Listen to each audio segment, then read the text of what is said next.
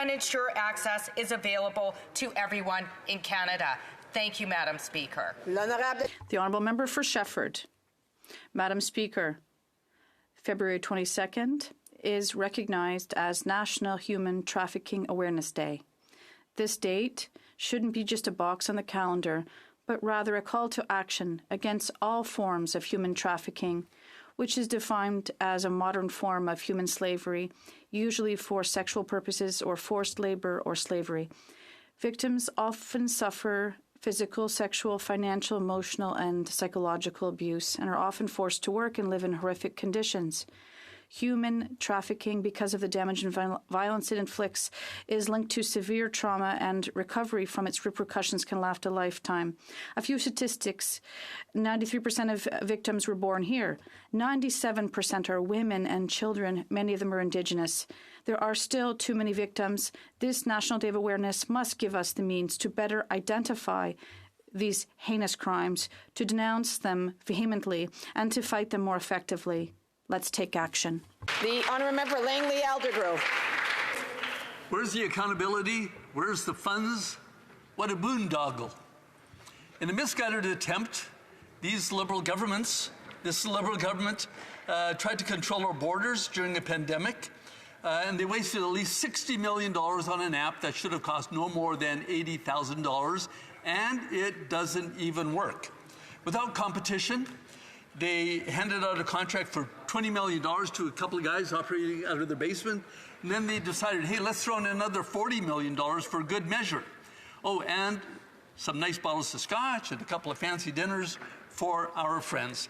Madam Speaker, this government wasted $60 million taxpayer dollars on people who did no work on an app that does not work. That's Liberal accounting. That's the Arrive Can scam. Time to call in the RCMP. The Honourable Member for Ottawa West Nepean. Speaker, in 2010, I was working in Africa when one of my colleagues turned to me and said, "You Canadian women are hypocrites." I was stunned. She went on to say that she had studied at McGill. She knew Canadian women had reproductive rights, but it wasn't good enough for African women. I was mortified, Madam Speaker, and I decided right then that I was going to run for office and change that policy. Not always in this place do we get to come full circle, but 3 weeks ago I was in Kinshasa, where I toured a safe abortion clinic funded by Canada. DRC has one of the highest maternal mortality rates in the world, 10% because of unsafe abortion. And Madam Speaker, our commitment to sexual and reproductive health and rights is not ideology. It literally saves lives. Thank you, Madam Speaker. Well done. The Honourable Member for Nepean. This Black History Month, I would like to recognize an Ottawa-based organization, ACRI, Mothers and Daughters Literacy.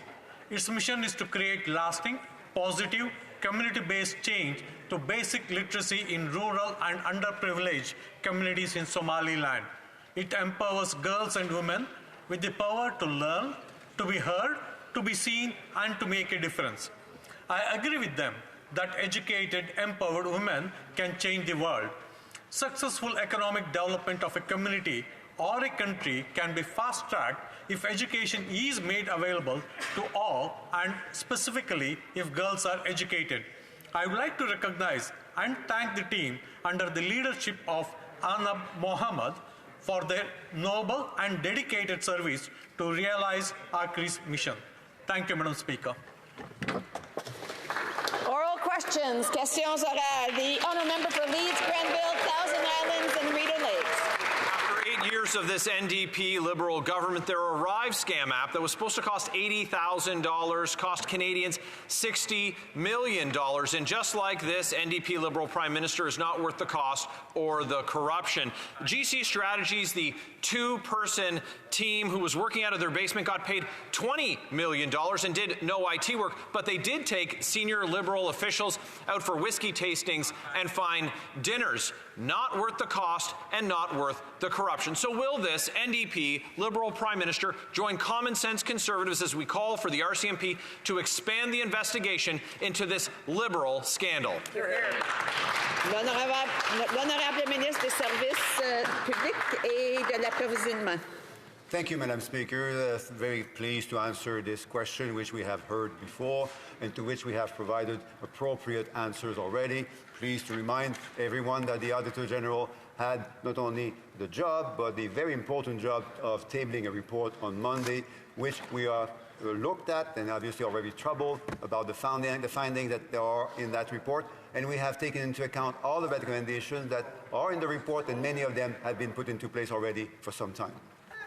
The honourable member for Leeds, Grenville, Thousand Islands and Rideau Lakes.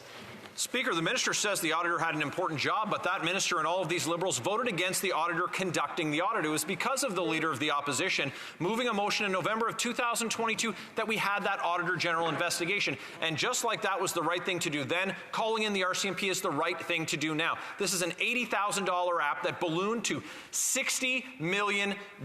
We have a two-person firm working out of their basement being paid $20 million and wining and dining senior Liberal officials. Will these Liberals end the cover-up and join Conservatives in calling for an expanded RCMP investigation? L'honorable ministre. Thank you, Madam Speaker. And the member is completely right in pointing to the important work of the Auditor General. She did work very hard over the last few months, and that's what we expected of her and her office. She tabled an important report on Monday. As she has said repeatedly, she's also completely willing and able to work with all other partners and institutions across the government, including with the RCMP, with which she is already in touch.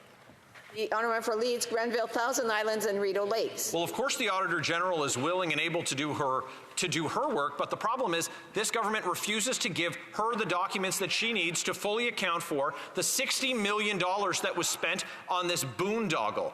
These Liberals have in the past used the executive to shield themselves from investigation by the Royal Canadian Mounted Police, like they did in the SNC-Lavalin scandal. So this time, Canadians want to know who got rich, other than, of course, these two guys working out of their basement who took Liberal bosses out for fine dinners and whiskey tastings. Will these Liberals join our calls to call in the RCMP and investigate this scandal? L'honorable ministre. Thank you, Madam Speaker, and we are very pleased, obviously, to hear the member clearly state that he has full confidence in the ability of the Auditor General to keep doing her job, including supporting the RCMP when that is demanded by the RCMP.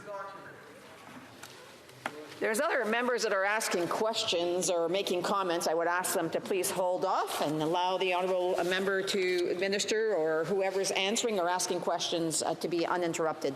L'honorable député de Mégantic-l'Érable. The honourable member for Mégantic-l'Érable. Mr. Speaker, the Prime Minister is ultimately responsible for Arrive Can, which was supposed to cost $80,000 and ended up costing 750 times more. This is the scandal of the century.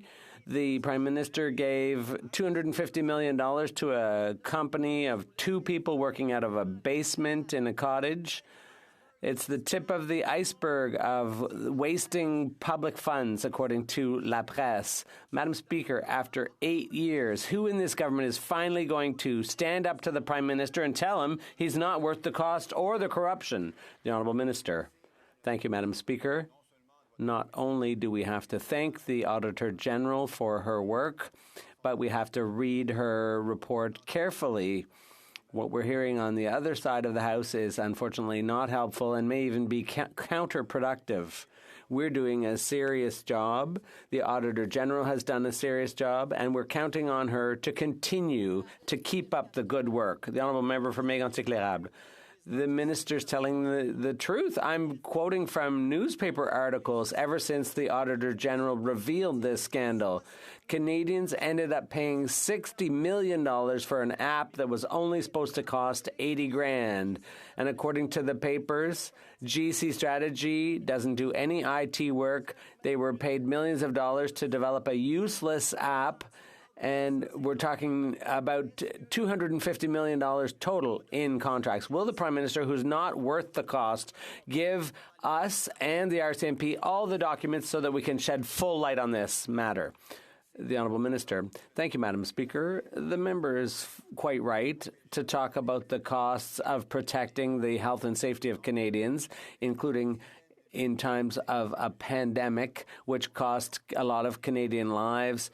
which cost a lot of jobs, which caused problems with the flow of trade and so on. Despite the fact that this was a major crisis, the AG clearly said it was unacceptable for CBSA to not do its job properly. The Honourable Member for Manicouagan. Madam Speaker, in February of last year, the federal government had promised to increase health transfers. Quebec and the provinces were forced to accept 6 times less than what they needed at the end of a long political struggle. 1 year later, Quebec hasn't received a single penny. There's already a $1 billion shortfall in healthcare funding because Ottawa's holding back the money. Why is Ottawa holding back? Because the federal government wants to set its own conditions, to attach strings to that money. Will the government finally give Quebec the money it promised instead of holding patients hostage? The Honourable Parliamentary Secretary. Thank you very much, Madam Speaker. I'd like to thank the member for the question.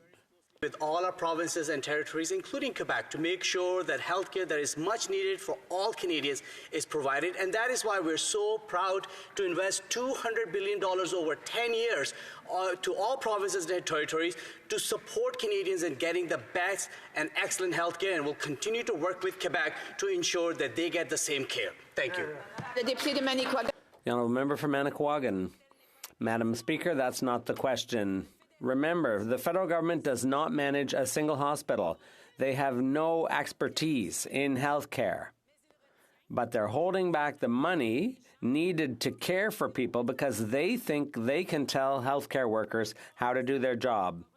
Remember also that the almost $5 billion the federal government is holding back is money that belongs to Quebecers. It's their tax money. And all we want is our fair share. Quebecers want their money used for health care, not for liberal political games. So when is the federal government going to pay us our money?